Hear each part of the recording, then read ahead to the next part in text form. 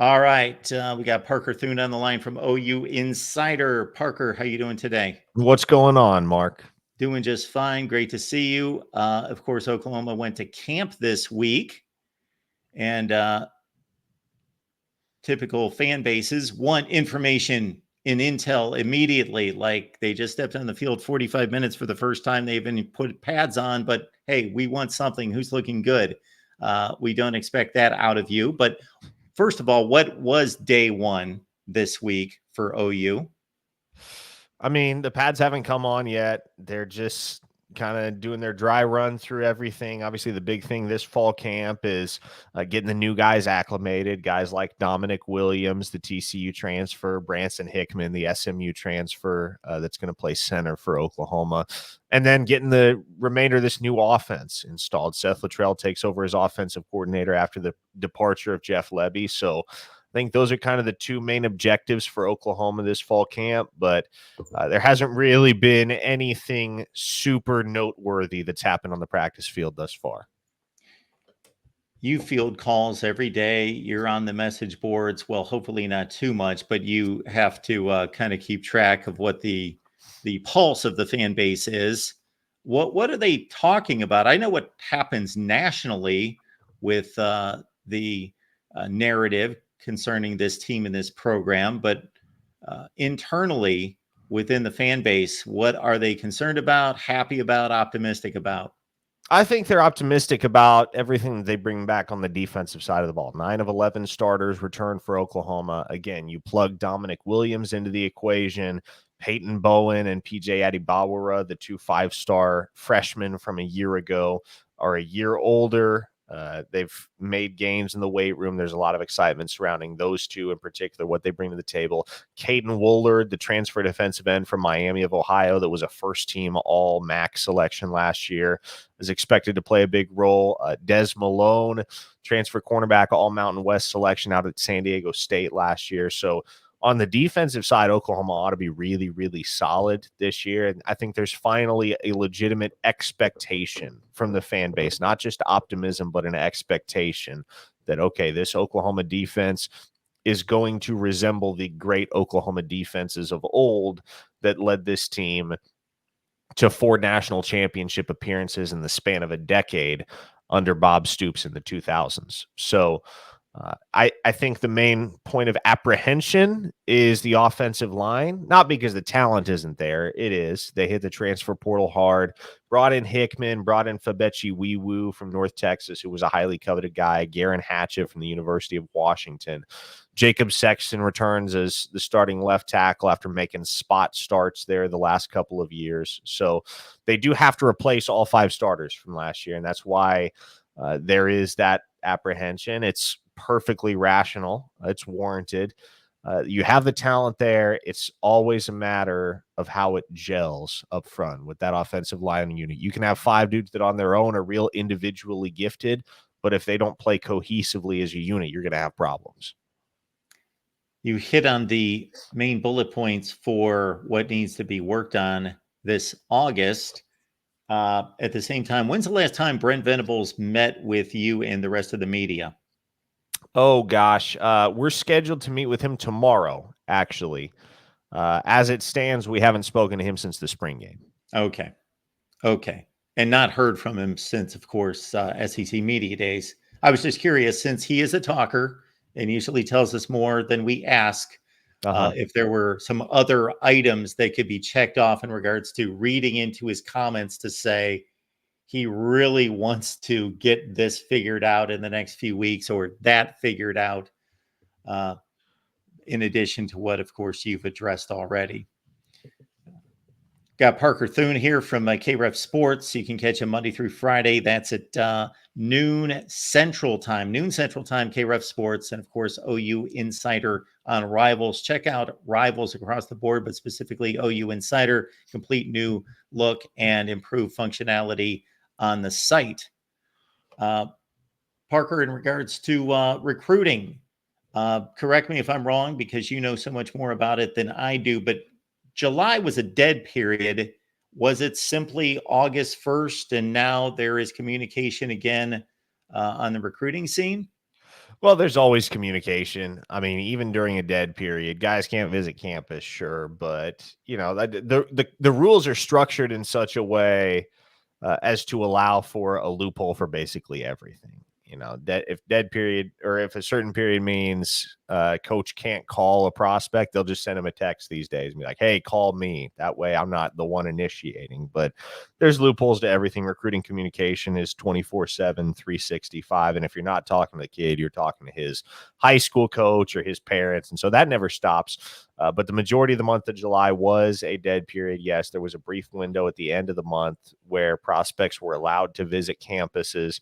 It's going to be this is the last year that's going to be like that for the foreseeable future. They're doing away with that window in 2025 and beyond. But Oklahoma did get a chance to get pretty much their entire 2025 class back on campus, the vast majority of their verbal commits back on campus for an event to hang out with one another, and then managed to get a number of their top 2026 and 2027 targets to campus as well for unofficial visits. So, yes, recruiting never stops. And at a place like the University of Oklahoma, it's certainly there is no rest for the weary in that realm. Any particular targets, announced dates of selections of schools that are coming up? Yeah, 5-star offensive lineman Michael Fasusi is one of 3 remaining targets for Oklahoma in the 2025 class. His decision is coming on August 21st. He's going to choose between Oklahoma and Texas. So that's one that Sooners are waiting for bated breath. Or I'm sorry, that's one that Sooner fans are waiting with bated breath for, because he is and will be the highest rated target that Oklahoma has pursued throughout the entirety of the 2025 class. He's the number 10 player in the nation, according to our national council at Rivals. So that would be a splash addition for Oklahoma. There's a degree of modest confidence in the OU camp, and I think folks on the Texas side have conceded for about the last month or so that OU is best positioned. But of course, in today's day and age, Mark, especially when you're dealing with a high-end offensive tackle, nothing really matters until those final NIL offers hit the table. Parker Thunes joining us to talk OU football, OU Insider on Rivals. And again, if you check out the Rivals sites and especially OU Insider, you will see I've looked through them. Exceptional functionality, new look, better in every possible way. So you got to check it out. And then KREF Sports with Parker every Monday through Friday at noon Central. Parker, ever since Gavin Sawchuk and Javante Barnes were recruited and signed, there's an attachment there in regards to evaluation, comparisons, that sort of thing. They're different style running backs, but I've found it interesting that in terms of who's made the more progress, they seem to have jumped back and forth a few times. Of course, I believe Barnes is more the home run hitter and maybe had a higher perceived ceiling coming in. Sawchuk had the couple 100-yard games as a freshman down the stretch, including the bowl game. But now Sawchuk has obviously been the more dependable runner and played last year. Barnes injured. Where does that dynamic stand right now? I think it's going to be interesting, Mark, and the expectation is that Sawchuk is going to lead the backfield committee into 2024 because he closed out the 23 season once he got healthy with 5 consecutive 100-yard plus games. And so he definitely seized the bull by the horns down the stretch. Barnes was dealing with injury all year. Even when he played, he was very obviously not 100%, lacked a 5th gear. I think he ended up averaging less than 4 yards per carry, and you could see why if you watched him carry the football. He just did not have that same burst that he did in 2022 as a true freshman when he ascended the depth chart quickly to become the primary handcuff to Eric Gray, who ended up a 4th-round draft pick of the New York Giants following that season. So I think the thought was always that Barnes was more college ready, and in the long run, Sawchuk was the one that had the higher ceiling. So it wasn't all that shocking to see Barnes make more of an immediate dent than Sawchuk.